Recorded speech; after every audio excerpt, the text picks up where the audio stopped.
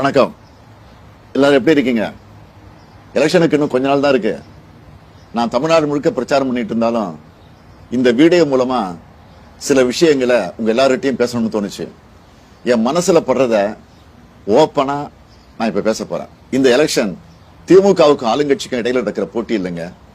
இது தமிழ் மக்களுக்கும் பாசிச சக்திகளுக்கும் இடையில நடக்கிற யுத்தம். தமிழ்நாட்டில் நோட்டாவை விட கம்மியான ஓட்டு வாங்குற ஒரு கட்சி இன்னைக்கு ஆளுங்கட்சியை மிரட்டியே தமிழ்நாட்டோட உரிமைகளை மொத்தமா பறிச்சுக்கிட்டு இருக்கு. நம்ம இளைஞர்களுக்கு கிடைக்க வேண்டிய அரசாங்க வேலையை வட மாநிலத்திலிருந்து வர்றவங்களுக்கு தூக்கி கொடுக்கறாங்க. நீட் மாதிரி எக்ஸாம் கொண்டு வந்து நம்ம பிள்ளைகளை படிக்க விடாம பண்றாங்க. நம்ம விவசாயிகளுடைய நிலத்தை புடுங்கி அவங்க வாழ்வாதாரத்தை கெடுக்கிறாங்க. எதிர்த்து போராடுற மக்களை அடிச்சு விரட்டுறாங்க. நாம என்ன சாப்பிடணும், நாம என்ன மொழி பேசணும், நம்ம யாரை கல்யாணம் பண்ணணும், நம்ம குழந்தை என்ன படிக்கணுங்கிற வரைக்கும் அவங்க முடிவு பண்ணணும்னு நினைக்கிறாங்க. இதையெல்லாம் தட்டி கேட்க வேண்டியவங்க அவங்க காலில் விழுந்து கிடக்குறாங்க. இதை இப்படியே விட்டா இன்னும் கொஞ்ச நாள்ல நம்ம வளங்கள், நம்ம மொழி, நம்ம சுயமரியாதை, நம்ம சமூக நீதி, நம்ம அடையாளங்கள் எல்லாம் செதஞ்சு போயிடும். இதை தடுக்கணும்னா நாம அவங்களை எதிர்த்து நிக்கணும், அவங்க கொட்டத்தை அடக்கணும்.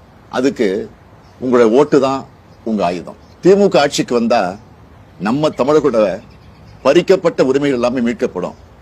மாநில உரிமைகள் முழுமையா பாதுகாக்கப்படும். சட்டம் ஒழுங்கு என்னுடைய நேரடி கண்காணிப்பில் இருக்கும். தப்பு செய்யறவங்க யாரா இருந்தாலும், மறுபடியும் சொல்றேன், யாரா இருந்தாலும் பாரபட்சம் இல்லாம நடவடிக்கை எடுப்பேன். பெண்களுக்கு எதிரான குற்றங்கள் இரும்பு கரம் கொண்டு தடுக்கப்படும்.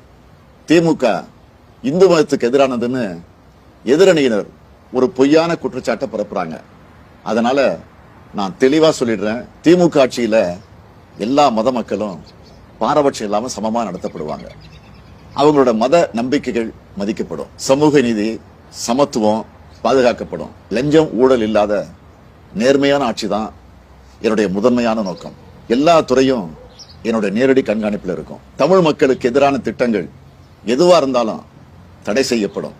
என்னுடைய சுயநலத்துக்காக நான் யார் காலையும் விட மாட்டேன். என்னுடைய சுயநலத்துக்காக நான் எந்த சூழ்நிலையிலும் தமிழ் மக்களுடைய உரிமைகளை விட்டுக் கொடுக்க மாட்டேன். உங்களுக்கு ஒரு பிரச்சனைன்னா உங்கள ஒருத்தனை எப்பவும் களத்துல வந்து நிற்பேன். இதெல்லாம் என்னுடைய மனப்பூர்வமான உறுதிமொழிகள்.